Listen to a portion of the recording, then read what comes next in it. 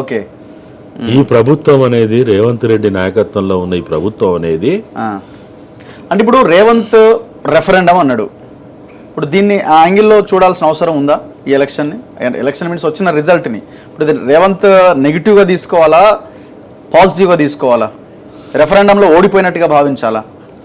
అంటే ఆయన దాదాపుగా ఎన్నికలు అయిన తర్వాత చాలా జాగ్రత్తగా ఆయన ఇంటర్వ్యూలో 9 నుంచి 12 అని మాట్లాడుకుంటూ వచ్చిండు. అవును, ఆయన అనడమే 9 అన్నాడు, 9 నుంచి 12 అన్నాడు. అవును, కాబట్టి నా అంచనా దాదాపుగా దగ్గరగానే ఉంది అనేది ఆయన రేపు చెప్పుకుంటాడు. ఓకే, 7 వస్తే చెప్పలేం కానీ 8 వచ్చినాయి అనుకో దాదాపు దగ్గరనే ఉంది కదా అని చెప్పుకుంటాడు. 12 చెప్పారు కదా, ఇక 9 అన్నా కదా అంటారు కదా. కాబట్టి రేవంత్ రెడ్డి ఏది ఏమైనా కానీ ఆయన పరిపాలన పరంగా పార్టీ పరంగా ఈ రెండింటిని ఆయన సమీక్ష చేసుకోకపోతే చాలా నష్టపోతారు, చాలా కష్టాల పాలవుతారు. నెంబర్ 1. నెంబర్ 2, బీజేపీ మనం మొదటి నుంచి అనుకుంటున్నాం త్రిసూత్ర పథకాన్ని ఇక్కడ అమలు చేస్తారు. వాళ్ళు ఫస్ట్ ఇక్కడ ఒక అనిశ్చిత వాతావరణం తీసుకురావడానికి, అంటే తెలంగాణలో ఒక అనిశ్చిత వాతావరణం తీసుకురావడానికి, అది ఓల్డ్ సిటీ కేంద్రం కావచ్చు, లేకపోతే ఇంకా ఇతర ప్రయోగాల వల్ల వాళ్ళు ఒక అనిశ్చితి తీసుకురావడానికి ప్రయత్నం చేస్తారు. నెంబర్ 1. నెంబర్ 2, ప్రభుత్వం నడవడానికి ఇప్పుడున్న పరిస్థితులలో తెలంగాణ రెవెన్యూ అనేది ఏమాత్రం కూడా కనీసం దినసరి అవసరాలు కూడా తీర్చడానికి సరిపోయేటట్టు లేదు.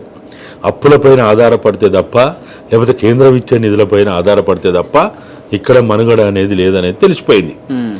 కాబట్టి అప్పులు పుట్టనీయకుండా, అప్పులు వచ్చే అవకాశాలున్నా రానియకుండా కేంద్ర ప్రభుత్వం చాలా పకడ్బందీగా, అంటే ఎన్డీఏ కూటమి ప్రభుత్వం వస్తే అది ఆ పని చేస్తుంది. 2వది. 3వది, కేంద్రం నుంచి మనం 4 కోట్ల పౌరులుగా ఉన్నటువంటి తెలంగాణ పౌరులకు రావాల్సిన వాటాని సక్రమమైన పద్ధతులు ఇవ్వకుండా చికాకు పెట్టే పద్ధతుల్లో వాళ్ళు చేస్తారు. ఈ మూడిటి వల్ల ఈ ప్రభుత్వానికి ఒక అనిశ్చిత వాతావరణం డెవలప్ అవుతుంది. ఒకటి, ఇక్కడ ల్యాండ్ ఆర్డర్ ప్రాబ్లం కొలాప్స్ అయింది, ల్యాండ్ ఆర్డర్ లేదు అనేది నెంబర్ 1.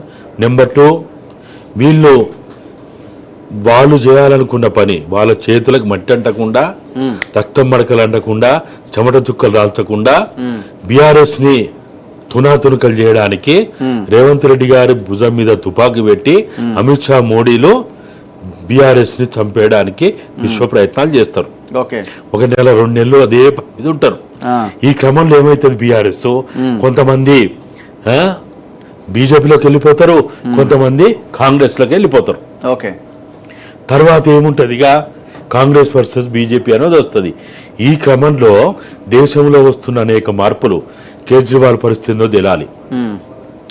దేశంలో ఇండియా కూటమి యొక్క పరిస్థితి ఏంది, ఈ ఐక్యత ఇట్లనే కొనసాగుతుందా లేదా, ఈ బలం ఇట్లనే కొనసాగుతుందా లేదా అనే దాన్ని బట్టి రేపు ఇక్కడ ఈ ప్రభుత్వాన్ని దించాలా ఉంచాలా ఏం చేయాలనేది బీజేపీ ఒక 2-3 నెలల తర్వాత వాళ్ళు ప్లాన్లు వేసుకొని అప్పుడు ఈ ప్రభుత్వాన్ని ఉంచాలంటే, ఇప్పుడు వాళ్ళకు కూడా అంత ఈజీ వ్యవహారం లేదు కదా. ఇప్పుడు వాళ్ళకి 350 ఆ పైన అట్లా వస్తుంటే ఈక్వేషన్ వేరే ఉండేదేమో. సో వాళ్ళు నెట్టుకు రావాల్సిన అంశాలు, వాళ్ళ తలనొప్పులు వాళ్ళకు ఉంటాయి కదా. ఇప్పుడు నెక్స్ట్ కమింగ్ డేస్ లో వాళ్ళు ఏముంటది, ఇప్పుడు కాంగ్రెస్ తో ఫైట్ లో భాగంగా ఇక్కడ ఏదైనా చేయడానికి అవకాశం ఉంటదంటారా? ఇప్పుడు Congress party on its own మన అందరం ఏమనుకున్నాం, 125 వస్తే అది ఖచ్చితంగా ఇండియా కూటమి గెలుపుకి దోహదపడుతుంది అని చెప్పినాం. కానీ ఇప్పుడు వాళ్ళు చూస్తుంటే 100 కాడనే అటు ఇటుగా ఉన్నారు. ఇంకా ఒకవేళ కాంగ్రెస్ పార్టీకి 120 దాటితే అది మంచి ఫలితాలు అన్నట్టు. కాబట్టి కాంగ్రెస్ పార్టీకి ఆ స్థాయిలో ఉంది కాబట్టి వాళ్ళు ఏం చేస్తారు, ఇప్పుడు ఒరిస్సాలో ఫస్ట్ దెబ్బతీస్తారు. ఒరిస్సా ప్రభుత్వం వచ్చింది కాబట్టి అక్కడి నుంచి మొదలుపెట్టి అక్కడి నుంచి ఇతర పార్టీలో లాగడానికి ప్రయత్నం చేస్తారు. తర్వాత మహారాష్ట్రలో ఏం చేస్తారనేది మనం వేచి చూడాలి. మహారాష్ట్ర వాళ్ళకి బాగా ఎక్కువగా వ్యతిరేకమైనటువంటి రిజల్ట్స్ వచ్చింది. ఎక్కడ యూపీ ఒకటి వచ్చింది, మహారాష్ట్ర ఒకటి కనపడుతుంది, బీహార్ బాగానే వచ్చింది వాళ్ళకి. అవును అవును, బీహార్ బాగానే వచ్చింది, పర్ఫార్మెన్స్ బాగానే ఉంది, పెద్దగా వాళ్ళకి ప్రాబ్లం లేదు. ఇంకా వాళ్ళకి అంటే వాళ్ళ వ్యతిరేక పార్టీలు ఉన్న కాడ ప్రభుత్వాలు ఉన్న కాడ వాళ్ళు ఎట్లా ఉన్నారనే పరిస్థితి చూస్తారు. కర్ణాటక పరిస్థితి ఏందని చూస్తారు, తెలంగాణ పరిస్థితి అని చూస్తారు. మన ఆంధ్రప్రదేశ్లో వాళ్ళకి అనుకూలమైన వాతావరణం ఉన్నది, ప్రాబ్లం లేదు వాళ్ళకి. ఒరిస్సా వాళ్ళకి ఇప్పుడు ఒరిస్సా తెలంగాణ ఆంధ్రప్రదేశ్ మంచి ఫలితాలు వచ్చినట్టే కదా. అవును, ఇప్పుడు వాళ్ళు ఏకంగా గవర్నమెంటే ఫామ్ చేయబోతున్నారు. ఇక్కడ తర్వాత ఒడిశాలో గవర్నమెంట్ కదా, ఇక్కడేమో అలయన్స్ ప్రభుత్వం, అక్కడేమో ఆన్ ఇట్స్ ఓన్ ప్రభుత్వం, డైరెక్ట్ గవర్నమెంట్, వాళ్ళ ప్రభుత్వం సొంత ప్రభుత్వం కదా. కాబట్టి వాళ్ళకి ఒక రకంగా ఏంటంటే వాళ్ళకి ఒక మోరల్ బూస్టింగే ఉంటుంది. ఇప్పుడు వాళ్ళకి 250 కాడ ఆగిపోయినా, 240 కాడ ఆగిపోయినా బీజేపీ ఓన్గా వాళ్ళకి ఏంటిది, మేము ప్రభుత్వాన్ని ఏర్పాటు చేయగలిగినామని అనుకుంటే చాలనే కాడు ఉంటారు వాళ్ళు. తర్వాత వాళ్ళు ఎవడోని లాక్క రావాలి, ఎవడో ఆలోచిస్తారు. వాళ్ళకి అది పెద్ద ప్రాబ్లం కాదు అది. ఎందుకంటే ఇదంతా కూడా ఇండియా కూటమి యొక్క ఐక్యత పైన ఆధారపడి ఉంది. ఈ ఐక్యత ఇట్లా కొనసాగుతుందా లేదా, ఈ ఐక్యతలో ఏమైనా మార్పులు చేర్పులు జరుగుతాయా, రేపు బెంగాల్లో వచ్చిన దీదీకి బాగానే వచ్చినాయి, మరి ఆమె ఏమైనా ఇండియా కూటమి వైపు ఏమైనా అనుకూలమైన నిర్ణయాలు తీసుకుంటుందా, ఇందులో పెద్ద సంఖ్య అక్కడ. అవును,